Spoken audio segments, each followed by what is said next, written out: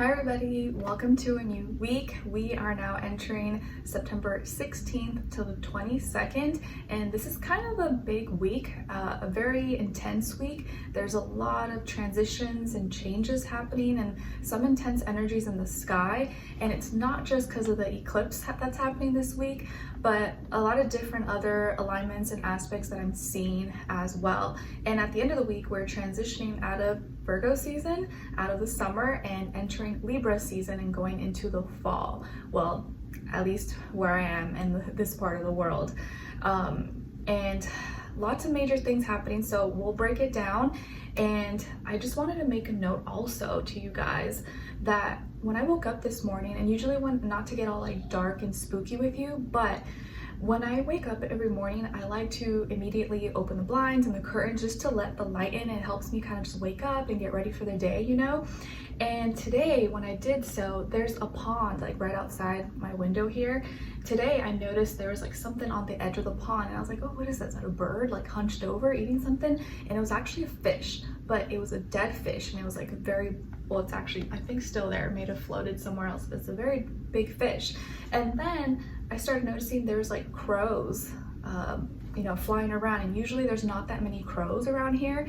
We have a lot of different birds, but it's usually like, you know, sparrows, songbirds, finches, cardinals, blue herons, like a lot of different variety, but not too many crows, black crows.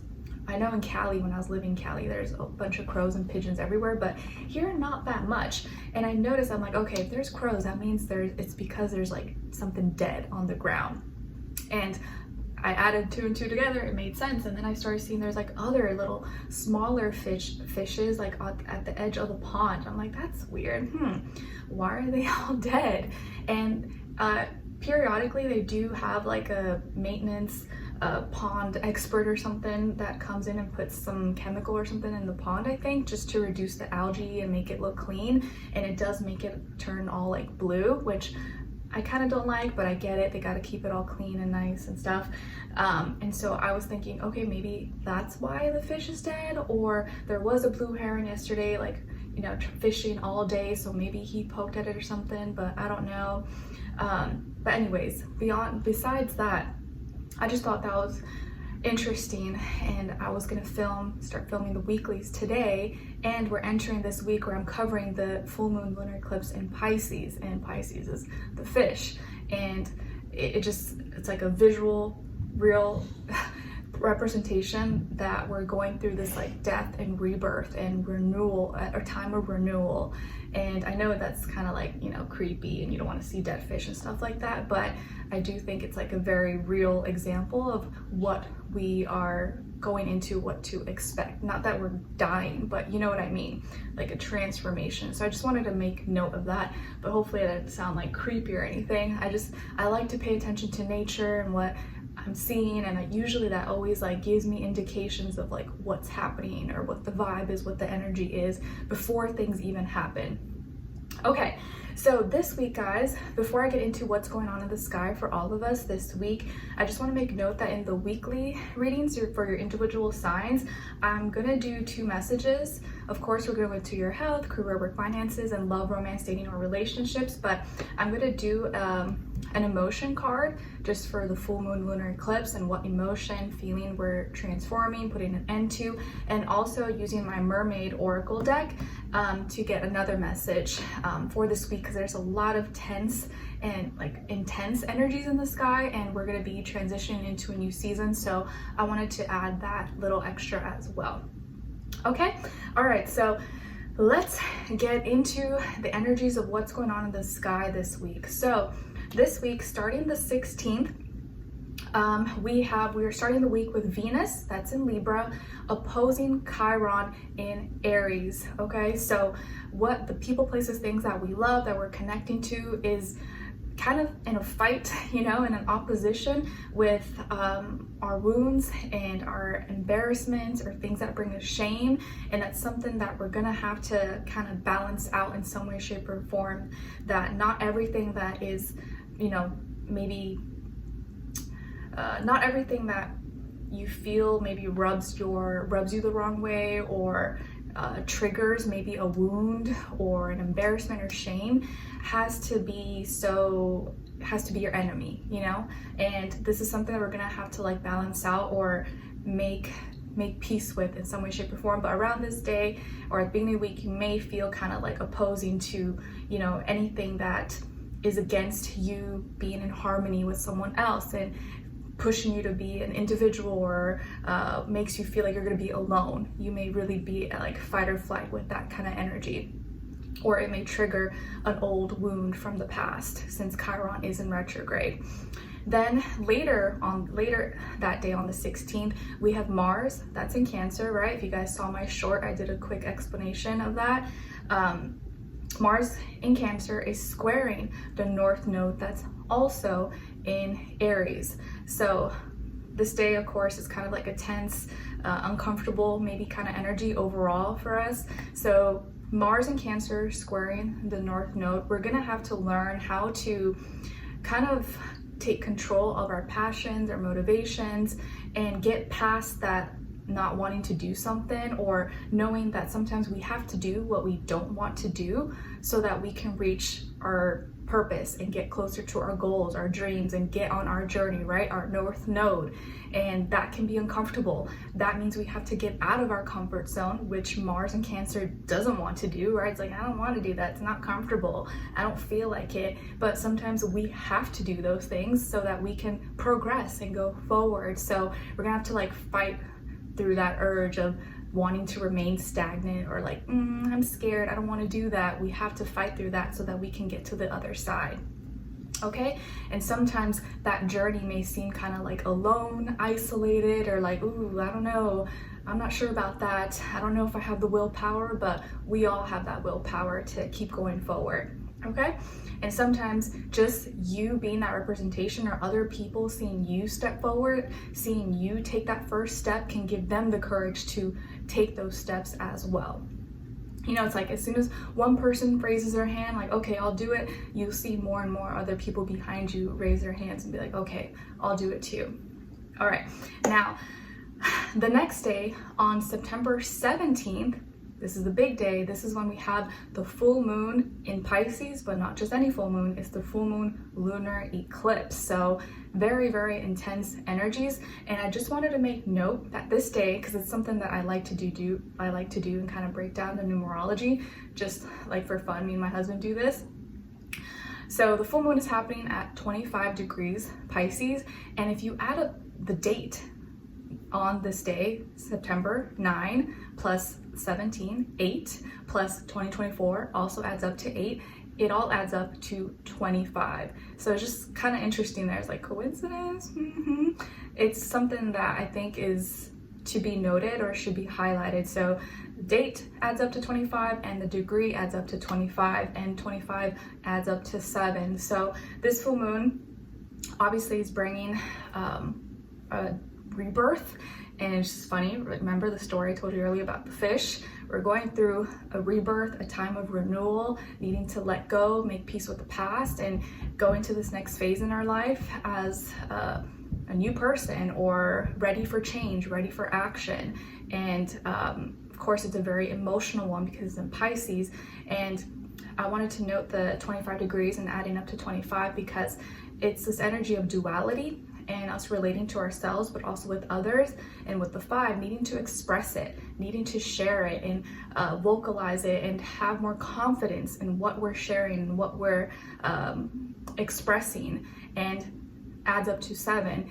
And being our own individual thoughts. And you know, the number 7 is a very spiritual number, right? And even life path 7s, it's like the intellectual, and I'm actually life path 7, so I know the energy very, very well.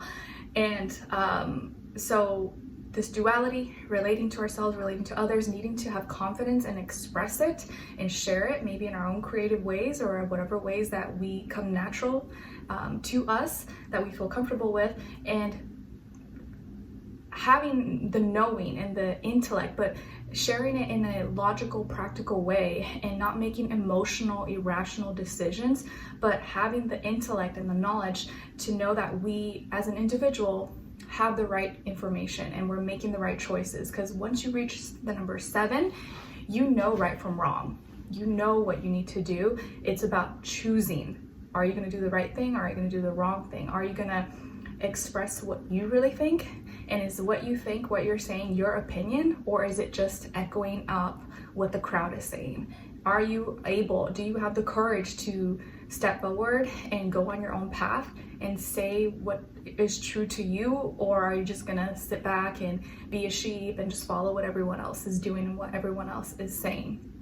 So it's a very intense full moon, lunar eclipse, and we're having to let go, release, and of course the full moon is opposing where the sun is at in Virgo, so we're emotionally feeling really, and our internal world are feeling really uncomfortable with our actions and what we're seeing, right? And not only that, Saturn is also in Neptune. The baby is laughing. He's like, ha ha ha, keep it lighthearted, guys. It doesn't have to be intense. Typical Gemini. And Saturn is in Pisces, Neptune's in Pisces, but that's been restricting us, and we're being forced to have to see reality and take action and see the truth behind things that maybe we were delusional about, or just, you know, in our own la la land.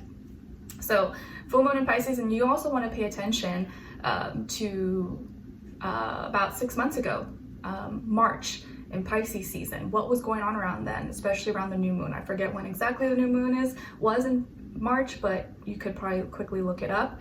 And you want to see what was kind of going on around that time in your life and correlate that to now, because those two events or those 2 months may be kind of connected. Something is maybe coming into full circle. Whatever was going on then, maybe in March, you're kind of coming to a close at this time, or kind of putting an end to that in some way, shape, or form.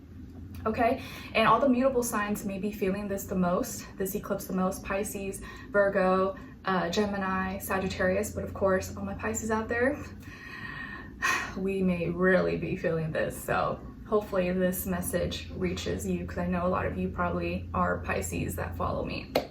Okay, now on the 18th, the next day, we have Mercury in Virgo opposing Saturn in Pisces. And I want to make a note that I think on this day, if I'm not mistaken, if any of you follow like the Fed and the economy and, you know, all those updates, this day there is a Fed meeting or something, and they are going to decide or express if they are cutting interest rates or not, or what they're doing moving forward, which is a big deal in the finance world. So it's interesting that this is happening, or they're doing that right after the full moon lunar eclipse. And on this day, exactly, Mercury, how we think and communicate, is opposing Saturn, you know, how we see reality. So the way we think and communicate, or maybe the messages, the information we're receiving, or how we are processing, is gonna be clashing or feel very opposite, tense, this division of what we're seeing in reality. So on this day, whatever they express or whatever is communicated or in your personal life, you may not understand it, or you may understand it, but you may be like, what? Like, why are they doing that? Like, what do you mean? That doesn't make sense. Or what? You shouldn't be doing this. Or that's not how we should be conducting ourselves. Like, there could be a lot of, chit chat and people not agreeing, feeling like that is not the right decision, or just lots of talks of this and this and this and this and that, and no, I don't agree with this, giving opinions, because our logic is not making sense of what is being presented, okay? Or like how we're thinking and communicating is not agreeing with what we're seeing in reality, okay? So I have a feeling maybe that this day, whatever is expressed or whatever is happening, people may not be on board, or may not like what's being presented, or may not like what's being said, okay? All right, then the next day, on the 19th, yes, we have the Sun in Virgo trining Uranus in Taurus. And there's actually, I think, like a grand Earth trine happening this week. So lots of Earth energy that's forcing us to kind of like take action and do maybe intense things, or look into our life and our actions in an intense way. So on the 19th, the Sun in Virgo trining Uranus in Taurus. Around this day, we have the gift of going through radical and transformative change when it comes especially to our foundations, our security, our stability, our work, our values, you know, things that are very important or valuable to us, and very how we conduct our habits, our routines, our schedules around these things. So this is actually a day where you may have the gift to go through some radical change that maybe you didn't have the courage to do before, and now you're willing to do it, or maybe you feel like you have no choice but to kind of conduct yourself in this way. But with not all gifts are always positive. You could always maybe just, although because it's an earth, I feel like we're going to be thinking more logical and practical about it. So I feel like this is more positive. So it may help us to go through change that maybe we were fighting against before. Okay, so I don't actually see this one as like a negative, although it could maybe be anything really could be done negatively, right? So on the next day, the 20th, we have Mars in Cancer squaring Lilith, and Lilith is in Libra. Yes, it's in Libra. Okay, so Mars, our passions, our motivations, squaring Lilith. So we're gonna have to learn how to get past and take action on things, even if you are scared that it may bring you shame, or you may get embarrassed, or be seen in a way that you don't want to be seen. Sometimes you have to do those things that are embarrassing. You have to be willing to take action, because what are you going to just do, sit and hide? No, you have to get past that. Remember, Mars in Cancer is in a weak position. It holds us back. It makes us think that we have to be comfortable and we should just listen to our emotions, and if I'm feeling this way, I'm not going to do it. You have to push past that energy at this time and not be afraid to be embarrassed, not be afraid to put yourself out there. You know, it's like if you're going to an audition for something, you're scared that you're gonna get rejected, or you're scared they're not gonna like your performance. Well, what if they do like it? You have to get past that fear and not be afraid whether, you know, people are gonna bring you shame, or something, an action that you take is gonna bring embarrassment. You have to just do it.